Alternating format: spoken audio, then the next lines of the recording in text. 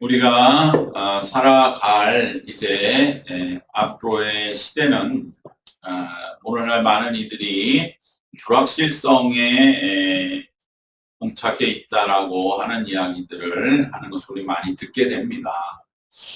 AI가 나오고 또 로봇이 나와서 많은 삶의 변화는 우리가 이전에 생각하지 못했던 것들을 이제 이루어가게 될 것이고, 또 진정 앞으로는 어떠한 변화들이 있을까에 대하여 많은 사람들이 지금 예의주시하는 그러한 시대, 또 세계 정세 속에서도 그동안 세계의 질서를 유지해 온다고 스스로 자처했던 미국이 우리가 너무 그동안 이 나라들을 위해 희생을 많이 했다.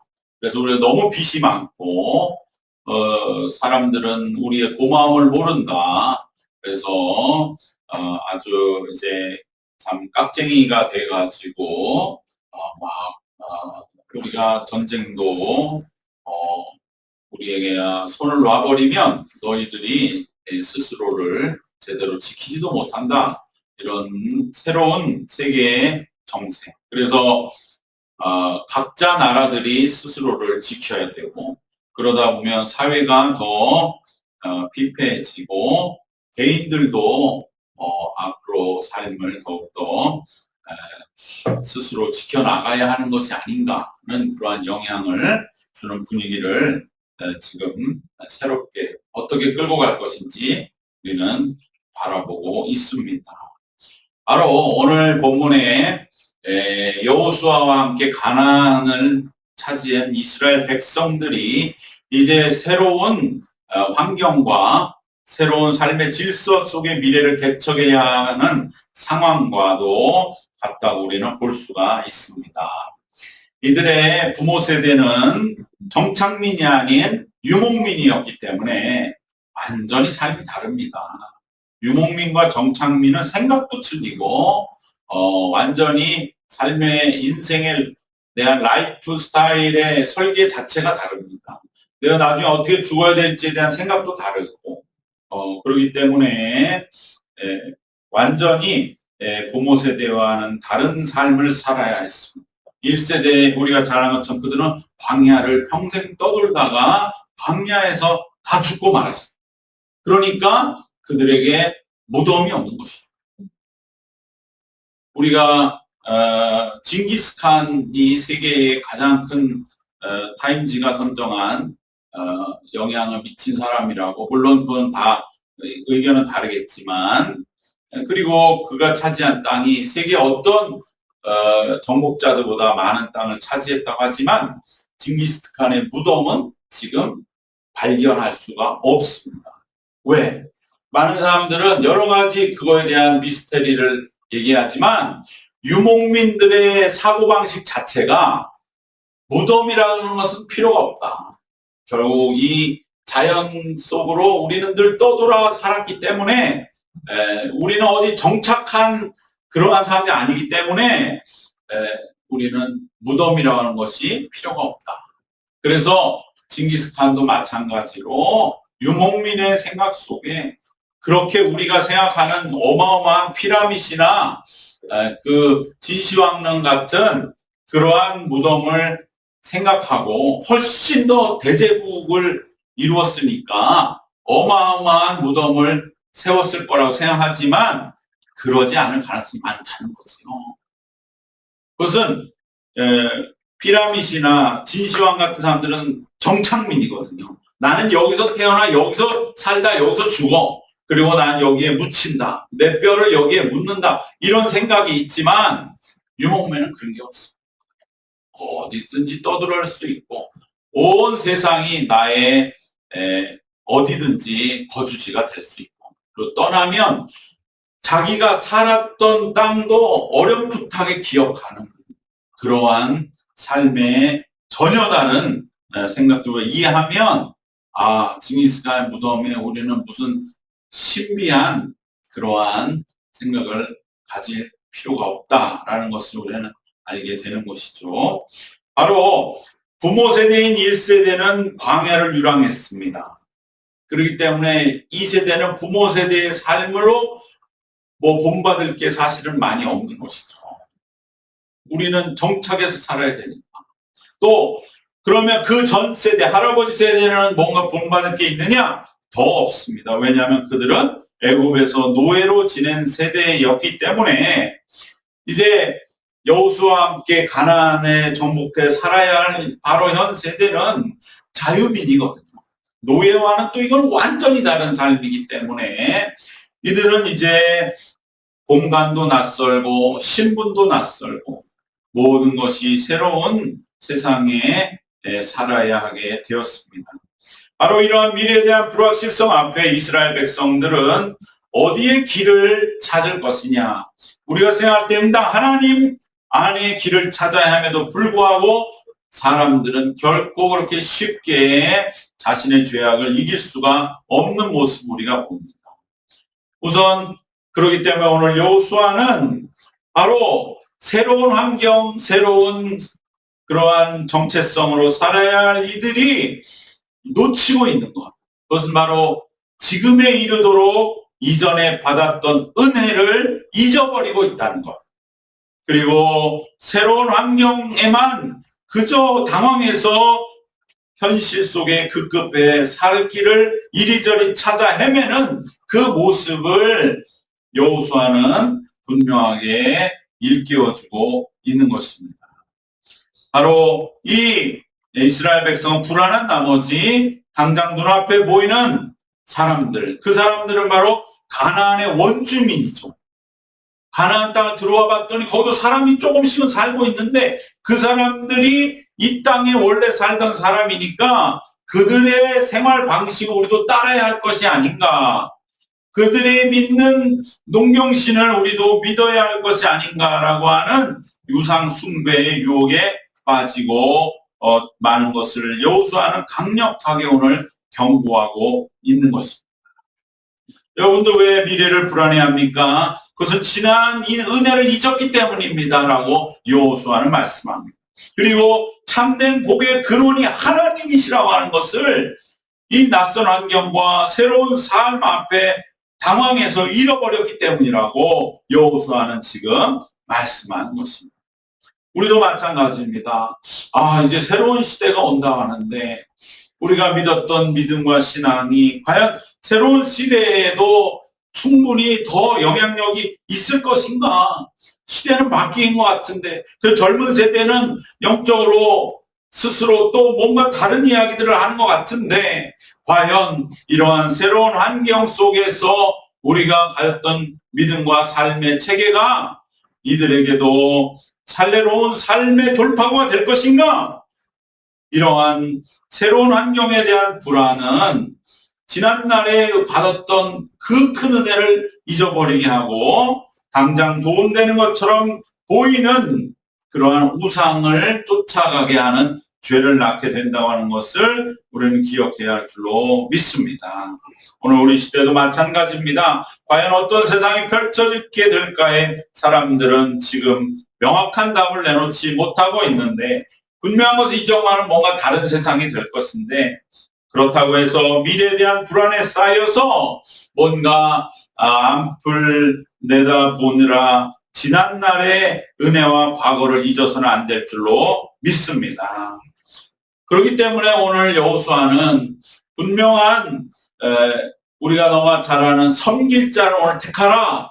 이 이스라엘과의 언약 갱신 전에 그 수많았던 출애굽과 가나안 정복에 이르기까지의 이스라엘 백성에게 베푸신 하나님의 은혜를 자세하게 회고하고 있는 것입니다. 오늘 우리가 오늘의 삶까지 이른 것은 내 실력과 이스라엘 백성의 실력만으로 된 것이 아니라 오직 하나님의 은혜로 여기까지 온 것임에도 불구하고 우리는 지난 은혜를 잃어버리고 둔감해진 것이 이스라엘의 모습이었고 오늘 우리도 마찬가지입니다. 신앙인들이 걸리기 쉬운 가장 쉬운 병이 바로 오늘 우리가 누리는 현실이 당연한 것으로 여기면서 엄청난 하나님의 은혜로 오늘까지 인도하셨음을 우리는 너무도 쉽게 잊어버리는 것입니다. 특별히 당장 눈앞의 현실이 다급하고 불안하게 느껴질 때는 하나님 이 문제 해결해야 되는 것에만 매여서 그동안 내가 얼마나 많은 은혜 속에 오늘 여기 이르렀는가는 더더욱 까마득하게 잊어버리기가 쉬운 것입니다. 그리고 당장 눈앞에 보이는 뭔가 해결책으로 보이는 것들에 현혹됩니다. 가나안 원주민들이 따르는 신들, 대표적인 바알과 아세라와 같은 신들이 이제는 오히려 이 새로운 환경에 그동안 있어 왔으니 그것이 바로 기댈 만한 것이 아닌가라는 유혹의 범죄를 착각하게 되는 것입니다. 농경민으로 이제 정착해야 되고 이들은 농사에 이제까지 의지해왔던, 그래서 나름의 풍요를 누렸던 가나안 지역에 농사짓던 이들이 따르던 신을 따라야 우리도 이제 이 낯선 환경, 새로운 삶의 방식 속에 안전하지 않을까 하며 우상 숭배 길로 빠지게 됩니다. 바로 이 점을 여호수아는 이스라엘에게 강력하게 경고합니다.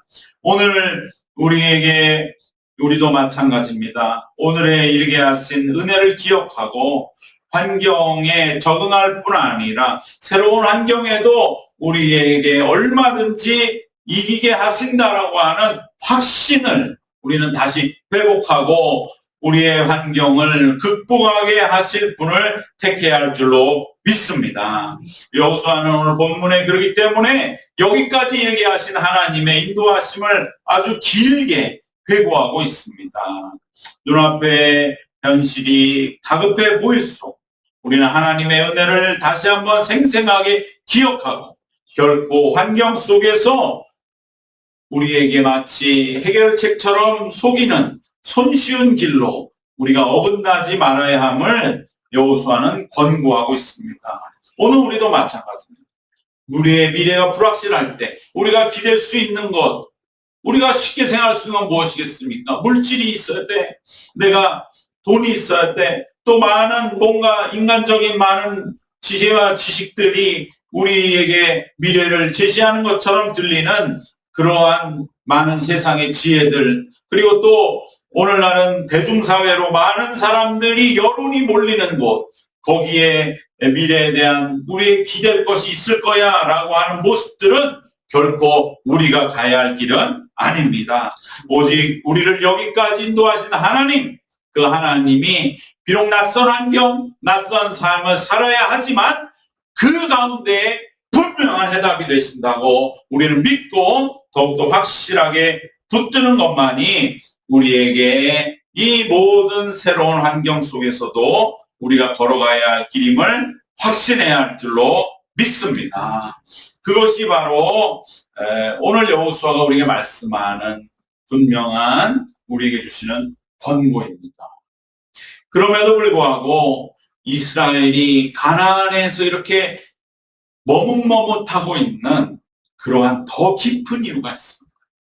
그것은 바로 이스라엘이 가나안 땅에 막상 와봤을 적에 가나안에서의 농경 토착신들에 끌리게 됐던 그러한 아주 깊은 곳에 있는 이유는 무엇이냐? 바로 그 토착신들이 주는 풍요로움이야말로 참된 복이라고 하는 것을 믿는, 그래서 하나님을 따름으로 얻는 복보다 그 토착신들이 주는 풍성함이 주는 복이 더 커 보이는 유혹의 내심은 넘어졌기 때문입니다. 그것이 오늘 우리의 깊은 마음속에 물음을 던지는 것입니다.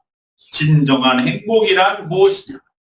너와 믿는 자로서 하나님 앞에 하나님의 길 가운데 주시는 행복이야말로 진정한 행복으로 인정하고 있느냐?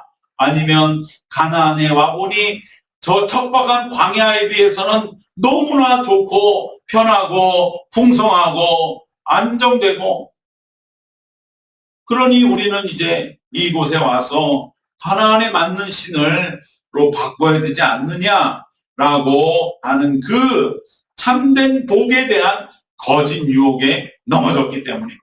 오늘도 많은 신앙인들이 넘어지는 이유가 여기 있습니다.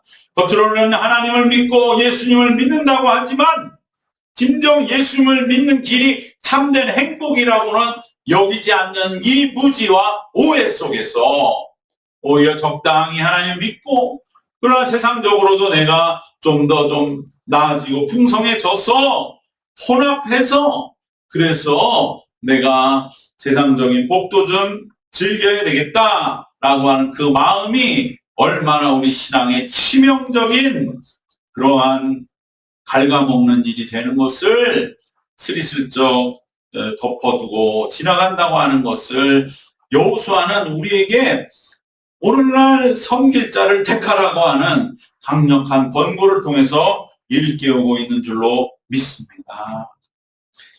그렇기 때문에 가나안 백성들에게 새로운 환경이라고 하는 것은 명분에 불과한 겁니다. 여러분, 우리가 누군가의 말을 들을 때 이 사람이 명분으로 얘기하는 거에만 고지고대 들어서는 안 돼요.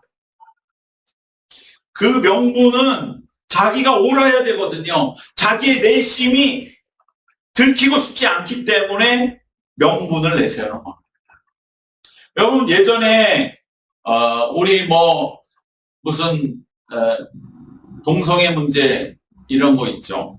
그런 것 때문에 좀 포용적인 입장을 취하는 것을 나의 신앙과 맞지 않아 이러면서 나는 더 보수적인 신앙으로 바꾸겠다 이렇게 말하는 사람들이 있었지 않습니까?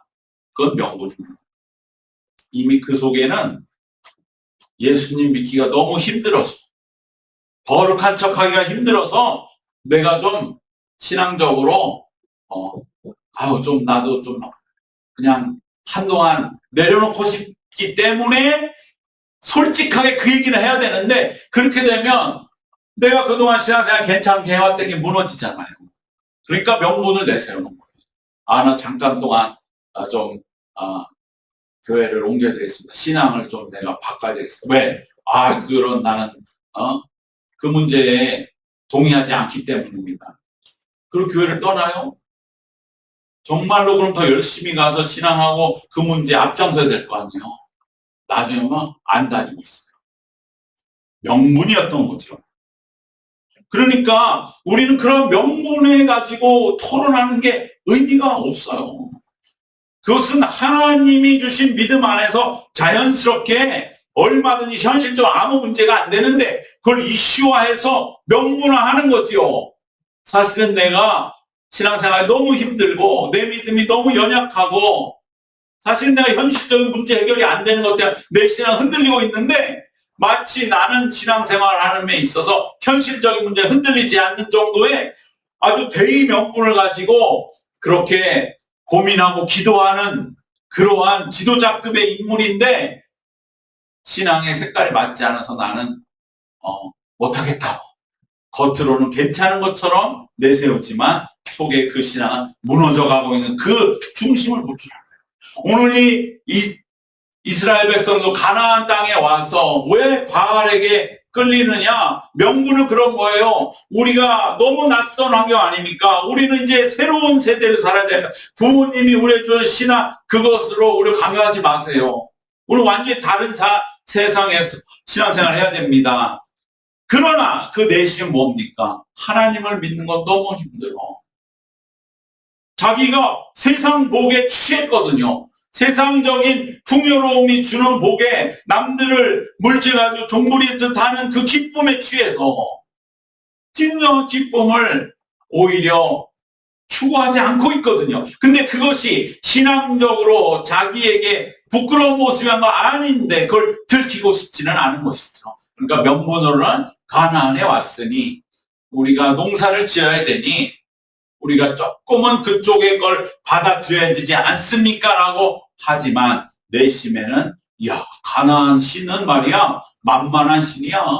가나안 신은 우리가 풍성하고 다산을 주고 세상적으로 좀 뭔가 즐기게 하는 그러한 신이야. 그 내심에 바로 가졌던 그 신앙의 진정한 행복이 하나님께 있느냐에 대한 의심이 너무나 무서운 것이라고 하는 것을 여호수아는 오늘 이스라엘 백성들에게 분명하게 권고하기 위하여 오늘 너희가 섬길 자를 택하라. 명부들은 나 하나님을 섬기고 있지만 정말 너희들 마음속에 가나안 신앙의 그 속에서의 누리는 그 설탕 같은 당분 같은 그러한 즐거움이 정말로 하나님이 주신 복보다 더 보잘것없는 것이라고 진심으로 생각하고 있느냐. 이것을 여호수아는 우리에게 물어보는 것입니다. 오늘 우리도 마찬가지입니다. 미래를 대비한다고 하면서 마치 신앙은 낡은 것처럼, 그러나 정말 낡은 것이라고 판단 내리면 과거를 돌아봐야 될 거 아니에요. 과거를 돌아보지도 않고 낡았대. 알지도 못하는 낡았대. 한번 지난 날의 은혜를 되돌아보라 이거예요. 낡았다고 절대 할 수 없는 것이죠. 생각해 보십시오. 이집 애굽에서 광야로 나오는 변화가 더 컸습니까? 광야에서 가나안으로 들어오는 변화가 더 컸습니까? 애굽에서 나오는 변화가 훨씬 더 컸어요. 훨씬 더 큰 변화에도 여전하신 우리 하나님, 인도하시는 하나님이 이 작은 변화, 어떻게 우리가 AI 시대와 새로운 무슨 로봇 시대를 사는 이 변화가 지난 시기의 많은 변화보다 더 크리라고 장담할 수는 없는 거예요. 그리고 하나님의 큰 구원의 역사 속에서는 아주 미세한 변화에 불과한 것이죠. 그런데도 마치 이것을 명분 삼아서, 핑계 삼아서 하나님의 신앙을 스스로 흔들려고 하면서 속에 가진 자신의 진심을 숨기는 바로 이 허울에 대하여 여호수아는 우리가 분명하게 말씀합니다. 결론은 우리는 그러므로 하나님만이 나의 정말 행복입니다. 이것을 내가 이제는 그냥 단순히 받아들이고 동의하고 인정하는 것이 아니라 내가 그것을 만들어내야 할 줄로 믿습니다. 지난 한 주간 나에게 가장 행복한 일이 무엇이었습니까?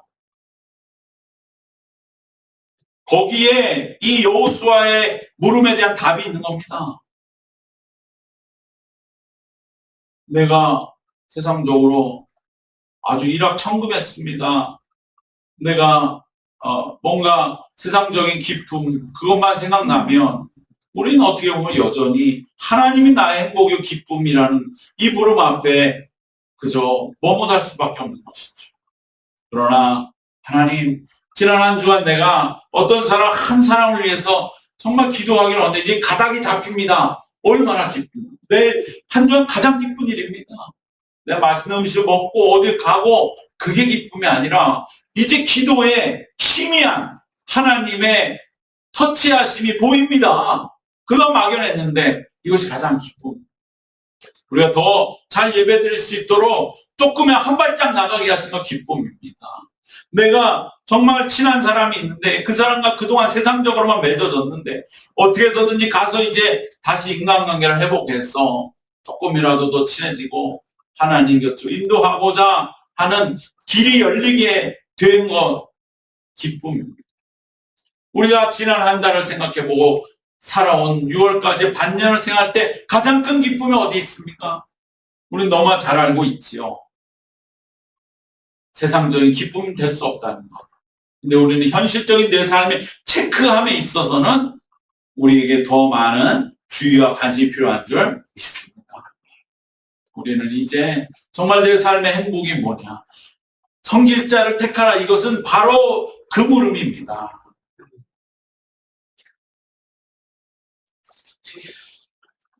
그렇기 때문에 여호수아의 섬길 자를 택하라는 외침은 참된 복의 근원이 하나님이심을 진정으로 인정하고 수용하라는 외침입니다. 진정한 행복이 뭐냐? 바로 이 여호수아의 외침은 참된 행복은 하나님이심을 인정하라는 강력한 호소요 권고입니다. 우리 하나님을 택해야만 그 안에 있는 참된 복과 은혜를 누릴 수 있습니다. 이 점에 대한 확실한 믿음과 체험, 그리고 지난날의 삶 속에서의 결론이 다시 한번 회복되시기를 바랍니다. 가난한 신들이 말하는 풍요와 다산만이 결코 궁극적인 복이 아니요 미래를 보장하는 복도 아님을 우리는 확신해야 합니다. 우리 오늘 우리 시대를 살아가면서 많은 사람들의 행복이 무엇인지를 우리 진정 보여줄 수 있어야 됩니다. 낯선 환경, 미래에 대한 불안함 속에 많은 사람들은 당장 눈앞에 복처럼 보이는 것으로 달려가려 합니다. 인스타를 보면 쏙 그런 거잖아요. 내가 어디 갔다 오고 무슨 좋은 백화점 선물 받은 거 사진 찍어서 올리고 맛있는 거 올리고, 그것은 우리의 시선을 빼앗는다 할지라도 우리는 그것이 진짜 행복을 주는 거야. 자기가 어떻게 보면 말을 못하니까 그냥 사진으로 올려서 대신 말하게 하는 건지도 몰라요. 우리 속에도 이건 아닌데, 굳이 이건 아닌데, 그러면 이건 아니면 너희는 뭐냐 이거죠. 그것이 바로 오늘 여호수아가 우리에게 던지는 물음입니다. 섬길 자를 오늘 택하라. 진정한 행복 하나님께 있다. 우리가 서로 그렇기 때문에 사랑하는 사진을 올리고 그 속에 의미를 찾을 수 있는 그러한 우리의 행복을 우리가 세상에 나타낼 수 있다. 오늘 우리는 여호수아의 물음에 답하는 것이죠. 바로 그것은 우리의 지난 은혜 속에 있었고, 그리고 앞으로 우리에게 주실 바로 참된 복, 그것은 하나님께만 있음을 우리는 확신해야 할 줄로 믿습니다. 참으로 우리에게 행복을 주시는 하나님 쪽으로 난 길을 향해 주저없이 전진하신 성도님들 되시기를 주님의 이름으로 축원합니다. 기도하겠습니다. 하나님 감사합니다. 새로운 환경과 새로운 미래를 불안해하며 우리는 쉽게 세상에 휘둘리기도 하고, 지난날은 잃어버리고 현실에 다급하고 전전긍긍하여서 당장 눈앞에 뭔가 해결책처럼 보이는 것에 쉽게 현혹되며 살아가는 우리의 이 어떻게 보면은 정말 지극히 얇은 삶의 우리의 인생 속에 오늘날 섬길 자를 택하라 주시는 말씀으로 파장을 일으키시면서 내가 진정 행복으로 여기는 것이 무엇이냐, 오직 하나님이 우리의 행복이심을 우리들이 이제는 분명하게 새롭게 할 수 있게 인도하여 주시옵소서. 그리하여 우리의 행복이 하나님이심을 우리 스스로 체험하고 실감하고 나누고 세상에 선포하고 나타낼 수 있는 우리의 남은 생이 되도록, 그래야 진정 행복한 삶을 살아가는 우리 모두가 되도록 우리 하나님 인도하시고 한 주간을 시험하게 하여 주시옵소서. 아멘. 감사드리옵고 예수님의 이름으로 기도드리옵나이다. 아멘.